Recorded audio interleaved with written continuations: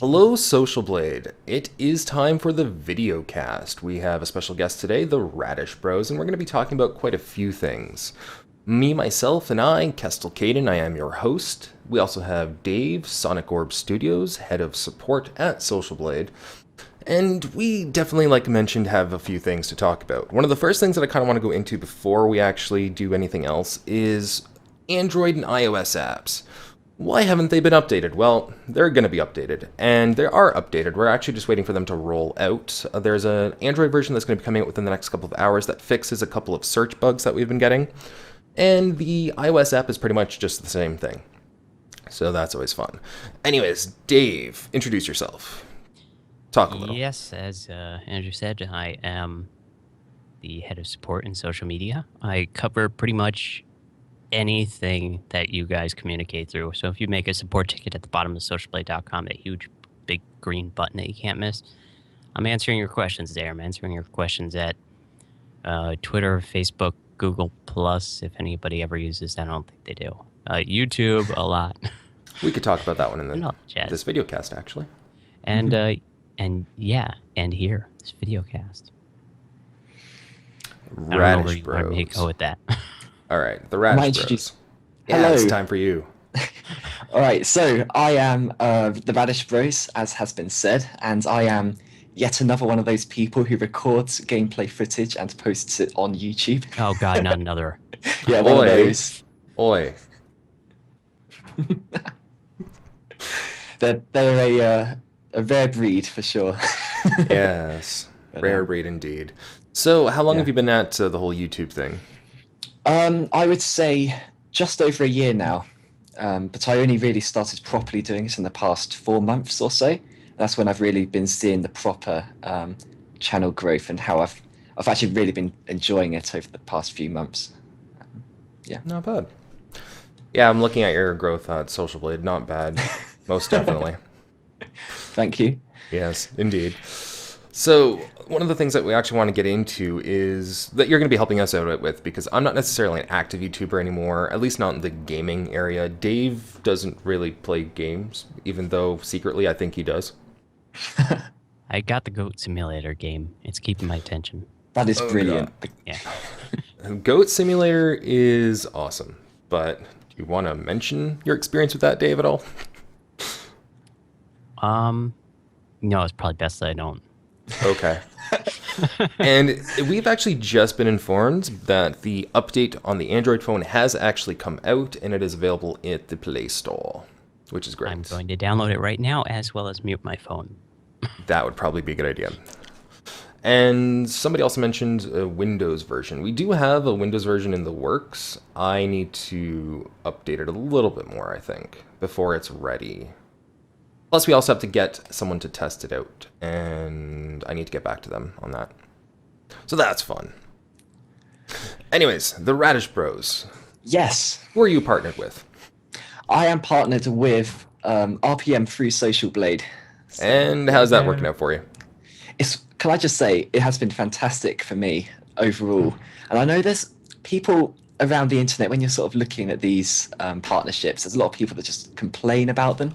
And I think that's not the majority of people's experiences. And certainly for me, the support team has been really good, which is important considering the more recent YouTube issues with copyright and all that. So it's important to have a good support team. Mm-hmm. I gotta admit, I contacted them yesterday. They answered back within 30 minutes. Yeah, they are fantastic. And considering how many people could possibly be sending them a support ticket at any given time, I know that we used to get like 200 tickets, maybe 250 tickets here a day at Socialblade. Oh, yeah. So they probably have a great team covering all that. And I mean, they've always paid any money that's due on time, which I know means a lot to some people. So yeah, overall, no complaints at all. With the whole payment thing, a lot of people don't also understand the whole 45 net thing, and they expect it to be getting it the next month every single time. What happens? Well, Dave, do you want to kind of chime in on that? Because I've gotten some support tickets about that recently, and I've had to inform people about that. Because they just got partnered, and then they're like, well, I didn't get anything from the network yet. Yeah, there are two factors that come into play when it comes to payments from RPMNetwork through Socialblade. And first note that Socialblade doesn't pay anyone that's in the network. Yeah. Socialblade only handles payments to employees. So that's a handful of like 5 people right now. It's not going to pay hundreds of people because we'd go broke or something like that. And ergo, you don't want to go broke. So I like my paycheck. Thank you very much. All right, then. So RPMNetwork, aka Maker Studios, sort of like the head end of it all, handles all the payments for all the network people. And the two factors that come into play is, have you hit your $50 threshold after pay split? So you have to make something like $83 if you're on a 60-40 split. Before you hit $50 and you get a payout.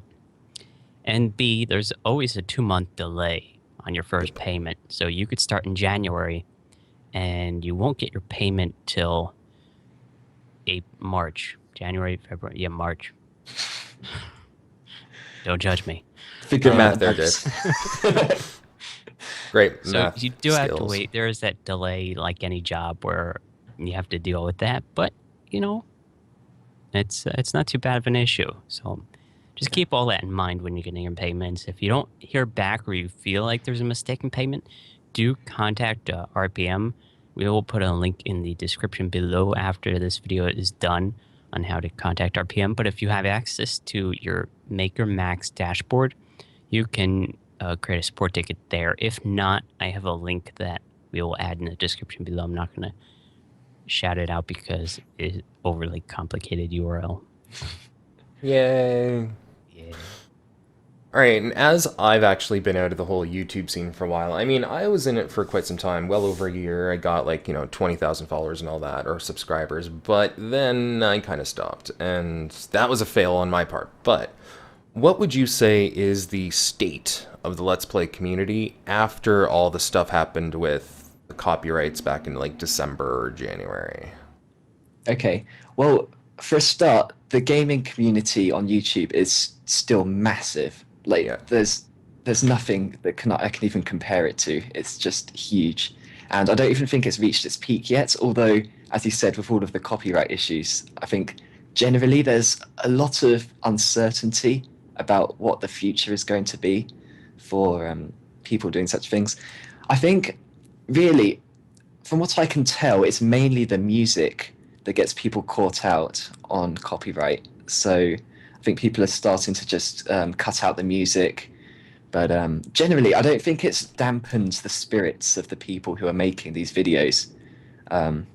Certainly, I've noticed a lot of new channels popping up doing the gameplay videos, mainly of the same sort of thing, Minecraft and Call of Duty and all that. So they're always going to be popular. I also think that what is going to become more popular is the indie game scene, because they seem to be a little bit more relaxed on this copyright issue. And I think that's where people sort of want to move to. If there's going to be no major uncertainty, then I think that's what people are going to start making the videos on. I'm no expert. Is Goat Simulator an indie game?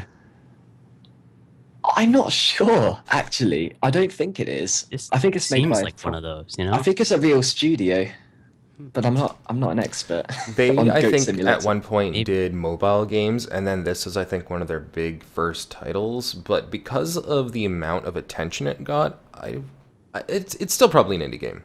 I think I'd still. Well, I mean, classify that. technically, Let's outsource to the chat room here. If you guys know, let us know in the comment section. well, We'll technically, read those in about 1 minute because the delay.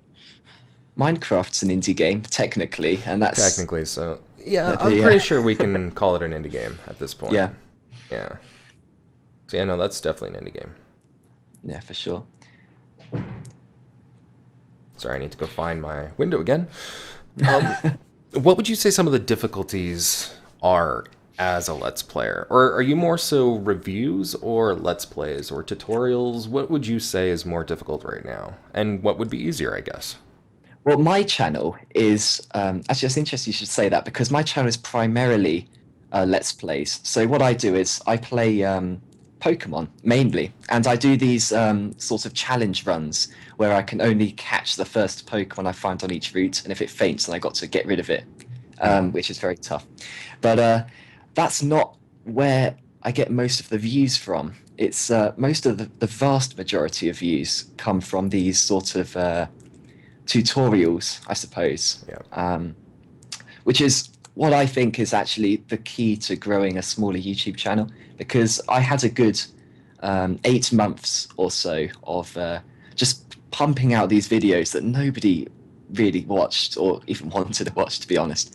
The quality was poor. I'll get onto that in a minute. But certainly, I don't think just putting out these long series is the right way to go about growing a small channel. I think what you've got to do is make something that stands you out a little bit, something sort of like a gateway video, I suppose, just a one-off, something that you've put quite a lot of time and editing into, and that draws people into the channel. And while they're watching that, they'll see on the sidebar, they'll be like, oh, yes, okay, he makes other videos too, I'll check those out. And I think since I started doing that, I've had a lot more success, and I recommend doing that. That was my mistake, but, you know. I got stuck in a loop where I just did long Let's Play series Yeah, type of stuff. And I found that after looking at my analytics, 80 or about 70% of my traffic came from about 30 videos in total yeah, that I had. And those were more so tutorials and reviews, which was really surprising. I think that's one of the reasons why I kind of just stopped, because those were almost easier than keeping up with a daily Let's Play series. I don't know. yeah. I don't know. I think it takes more time to sort of research for a tutorial and Yeah. get that all set up. It takes a bit more editing. Um, But also, I think what's quite important is if you are doing the Let's Play thing, you've got to make sure. I mean, don't spend like a lot of money on your equipment, but you do have to have a certain level of sound and video quality, or people are just going to turn off because there's so much competition now. Yeah. I mean, I can't overstate how many channels there are that are doing this, and it's just you really do need to have a certain level of quality before you can really progress, I think. Definitely agreed. I was actually trying to watch some tutorials on Minecraft a couple of days ago, and the only one I could find was something that was just poorly done. There was literally no sound, and they were just using annotations on the screen. There was no other tutorial on this mod, and I had to just kind of sit there, and I was completely bored. Yeah. Beyond belief. Well, that's a good opportunity. If you see something like that, I would think to myself, that's an opportunity to create Most definitely. the video that I want to see. Like, make a video on that mod. Yeah, especially if you tie in things like the proper on-page optimization for your channel to get the right tags in, you'd be able to easily get higher up in the search for that. Oh, yeah. And You can get front. Yeah, definitely. yeah. Um, That's another thing that a lot of people don't quite understand when they start. I mean, they kind of expect to just upload a video and then things will just blossom for them. But you have to Yeah. be getting searched. You have to be doing all that. But to do that, you need to do, you know, your on-page optimization, your off-page optimization with social networking and all that. Yeah, that's So- really true. Tags are actually very important. Yeah. Yeah. Somebody, sorry to jump in here. Somebody in the chat is actually saying, in terms of growing a smaller channel, how can Socialblade help? And we're sort of covering that you alone can't sit back and expect that since you've just joined a network that your channel is going to take off. You really have to step up your own game as well, be one with the community. I mean, we have great spots around the community in Socialblade alone. Like if you sit in our chat room all day and just chat with the regulars, you're most likely to have somebody ask about your channel, and you can tell them and give them a link, and they'll probably subscribe and watch your videos. Yeah. We got the forums, the chat room. We've got the blog that has great tips and tricks and everything like that. So, I mean, be part of the community, find people to collab with at our forums, and if you're at a meetup or something, hey, get some free swag like shirts and bracelets. In the future, though, there is no set timeline for this. I personally want to get into the whole on-page optimization tip series and just trying to help everyone get out there. Because, I mean, that was one of the things that I focused on the most. I didn't even necessarily focus as much on social networking, which is, by the way, a mistake. But I focused more on the on-page. And with that, I was able to get into the searches. I was able to actually, you know, get higher up in the rankings. And with that, I mean, I had a pretty decently sized channel before I stopped. And always be consistent, people. Don't just suddenly drop and then come back 4 months later thinking that things will be fine, because it won't.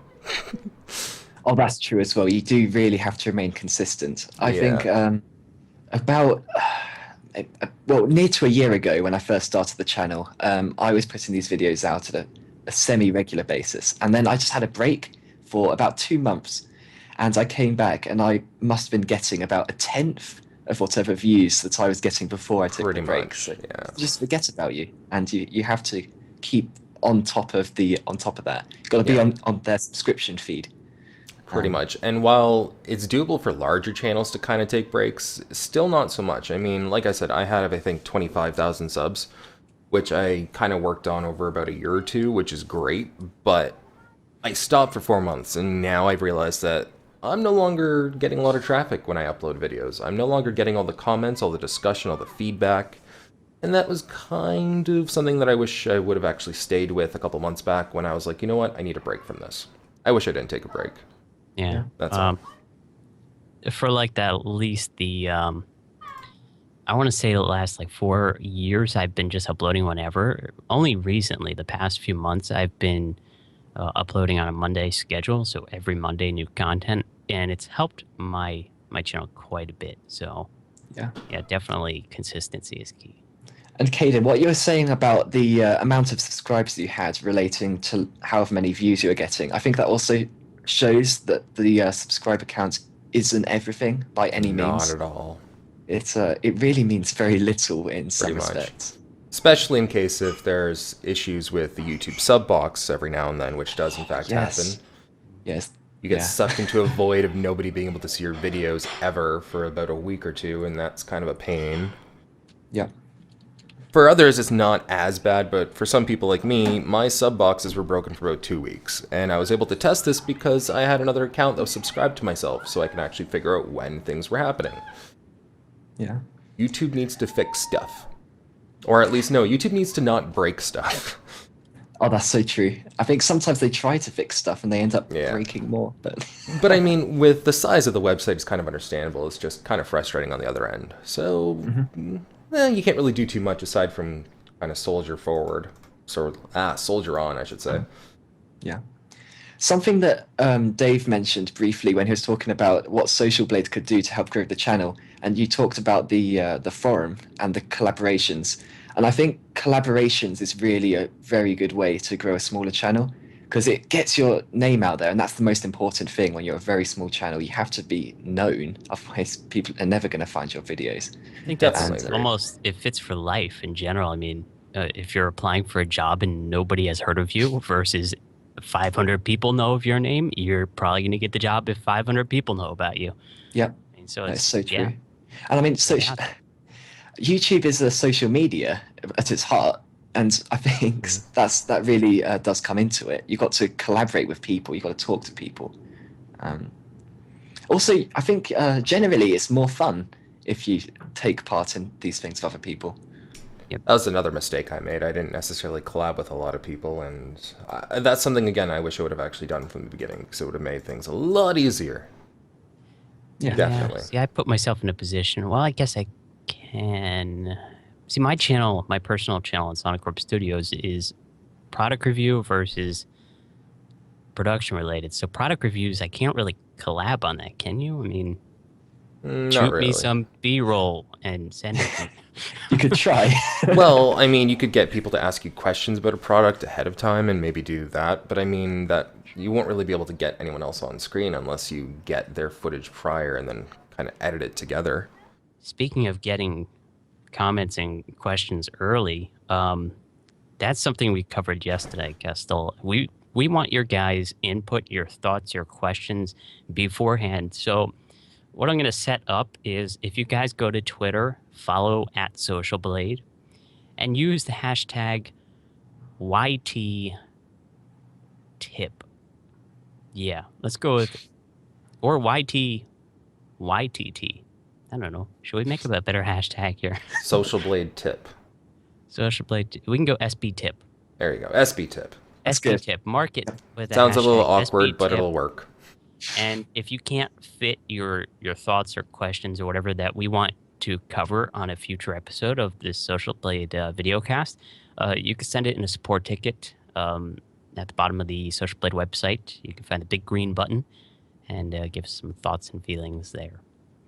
So Nice. yeah, we want your input. There it is, ladies and gentlemen. One of the things that we're actually going to quickly talk about before we have to kind of finish up here is, what is your opinion on social networking when it comes to the development of your channel? What would you focus on more, aside from perhaps Google Plus, because that's Google Plus?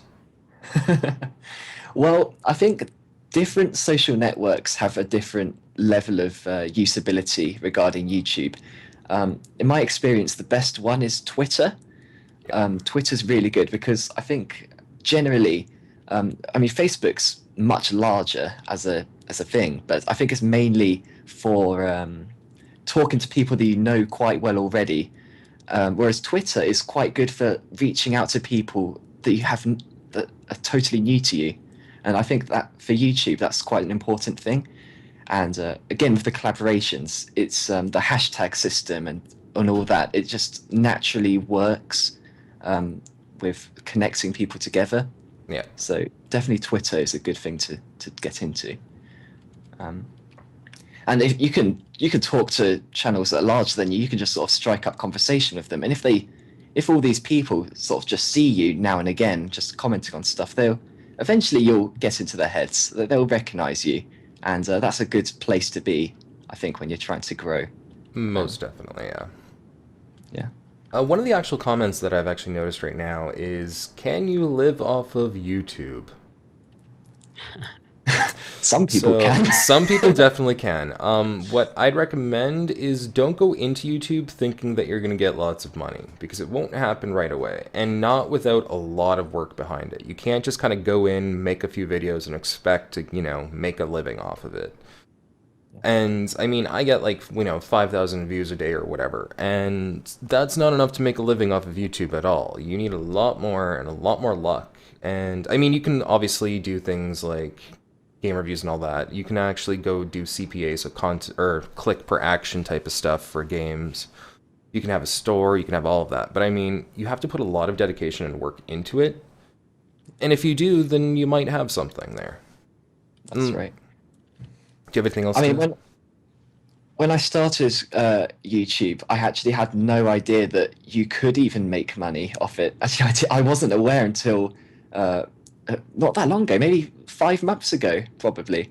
And to me, it didn't really make much of a difference because that wasn't why I was doing YouTube. And I think if you do go into it with the mindset of making the money, then I think you might get disheartened quite quickly, because it's it's quite difficult making money on YouTube, because YouTube takes their cut and other places take theirs, and then there's ad block, and it's all a bit of a Oh, ad block. But yeah. What would you say the future of the video games industry is going to be like? Have fun with that one.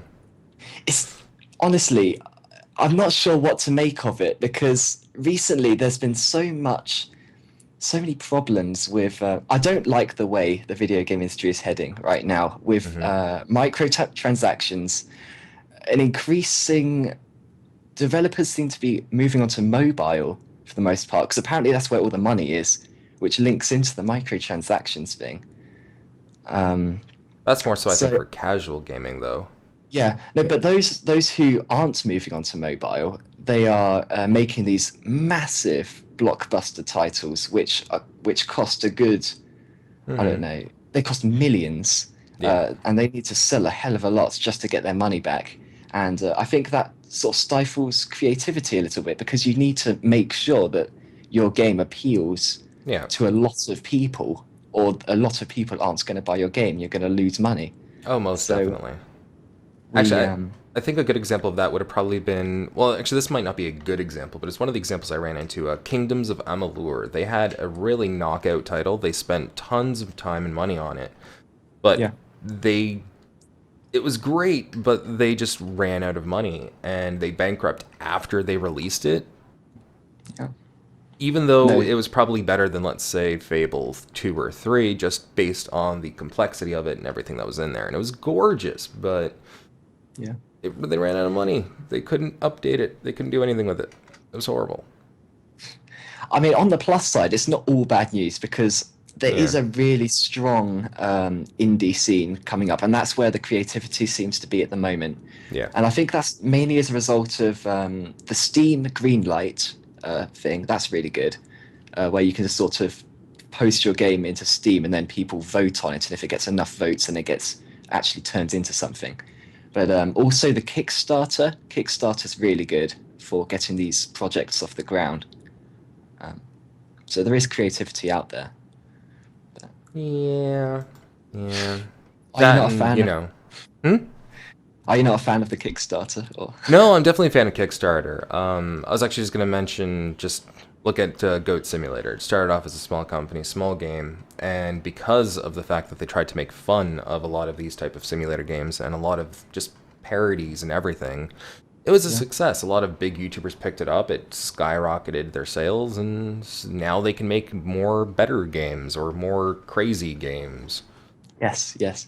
Also, links to that. I think the future of the video games industry is directly linked to what YouTube is going to do in the future, because, as I said, the gaming videos on YouTube is so big. If YouTube really tries to stifle this by getting involved with all the copyright Autobots or whatever it was they were doing earlier, then I think some developers are really going to suffer.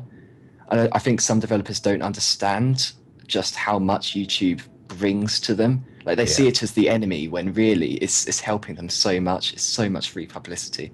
So yeah. Some game developers also do that. I mean, they don't really understand that. It's really just helping them. If do a let's play or do a review or something. I mean, in some cases, if the game is horrible, sure, I can understand. But even then, if it's an actual review, then, what are you sending me, Dave? I'm just gonna have a closing thought. Oh, okay. You probably can't read that because No, I can't because of the screen cap. Should I read it out? How about Dave? Go with your thought. What are you trying to say? Because I can't see I'm that. just seeing a lot of people in the chat right now talking about which network they're in, and somebody mentioned what was it? Yeah, already scroll. Oh, Saz Gaming says I'm with nobody. I'm new. What are your guys' thoughts on having to be in a network versus not having to be in a network? I mean, I personally see a network as very useful for some channels. However, mine, I don't see use for it. I mean, it's been helpful in terms of a slight increase of payment, but I'm more the type to manage my own content. I know enough to schedule my uploads, be consistent, and I think there's a lot to learn in terms of YouTube and the internet online on how to manage your channel properly versus being in a network. I don't think being in a network, once again, is going to make your view counts explode or True. your subscriber counts go That's what you off gotta the do. charts just because you're in a network. I mean, Yeah. they promise things like this maybe, but it really doesn't happen. Not at all. Yeah. I mean, in some cases... I don't. Sorry, go. Go ahead. Go ahead. I was going to just say, in some cases, it's actually good to be in a network. I mean, look at RPM and look at what they do. You have the audio micro stuff, which is great if you don't have an audio library, and especially if you don't want to use anything from YouTube, just to avoid any complications. And for example, with Socialblade, if you do that, then you also get the added bonus of being featured on the website, which, although might sound a little weird, but, it gets you in a little bit of extra traffic as well, because this website gets over, quite a few million views, and people will see it, and if it's an interesting thumbnail, they might click on it, they might watch it, they might subscribe, etc., etc. I've actually had a few people join from that. Other networks say that they're gonna, send you tons of views and all that, but what you should really be trying to focus on is your own content as an individual. Now, if you're gaming and you want to, do all that, you can actually just be... How should I put it? You can actually follow the rules of fair use fairly well, and I don't think you'd have too many issues with it, but I mean, a network is always there for you as well. But I think it's really nice having the network, mainly for the support team. It's just somebody to fall back on if something terrible happens, like somebody starts bots spamming your videos with views or something. And if you're on your own, then YouTube is going to shut your account down. If you're with a network, then they can actually help you solve that problem. That is definitely the number one thing that you want to look for if you're Yeah. planning on joining a network is what is the support staff like? And I know RPM has been helpful for me for a few things, and I can't really say much about it because I'm staff for Socialblade and we work with them a lot, so I tend to Kind of think that they're biased going to there, help me a Dave. little bit more. But in terms of yesterday when I filled out a support ticket with them, they answered within 30 minutes or so. I mean, it was fantastic. And the person I was working with there had no idea I was working with them. So, yeah, they're good. I mean, definitely apply through Socialblade if you want the added promotion benefits of audio micro free access. I mean, that alone is fantastic. Those two things, because I mean, I personally spent probably close to $300+ on an audio library of my own that I keep downloaded here. Yeah. Whereas somebody could get something for free for Audio Micro if they're in this network, and then the promotion on Socialblade that might send traffic your way. I mean, it's That's right. fantastic. I mean, can I just say, I am just a normal YouTuber. Like, I think just the fact that I am here says that there is like opportunities for promotion because I have no connections to Socialblade. Like, really, I don't. Like, you guys didn't know me before you looked at my application for the interview, Pretty much. True. and yeah, so I'm just a guy like any of you people in the who's watching this. So there are opportunities for promotion, which is excellent. So. And that's kind of the whole point of the VideoCast, is try to get people on that, you know, just to introduce them, and it'll be featured on the website, on the homepage, et cetera, et cetera. It'll be a great way to put it, and, you know. It's just, if you want to be like Radish Bros here and you want to be on the show, there is an FAQ apply page. Well, we sort of changed the title of the show after we made the link, but urgo.co, urgo.co/FAQ apply. Really got to put that in the default description. We will put it in the description, yes. And you can apply to be on the show. We ask that you have a Skype account, a webcam, a decent microphone at least, and a solid internet connection. And then a few things that we ask, like what requirements believe that you would be great on the show, and what topics would you like to cover. And so it's an easy application. You can have your face right there on the screen. And technically over there to the side. Okay, maybe you're a little there, no. It's lower on your end. There you go. No, yeah. There we go. It'll come out eventually. Your face could be on the screen somewhere. There you go. That would have been so much easier. Yeah. Other than that, I mean, if you guys ever need any tips, there's always the Socialblade's YouTube tip section. Dave, bring that back. Sorry. Yeah, you got to bring that back, man. Plus, I also got to actually storyboard the stuff that I want to do so I can actually get a decent amount of videos out for Socialblade as well. Need to get my handsome face on that website somewhere. Yes. Yes. Yeah. Okay. Drag Urgo back on his own website too. Yes.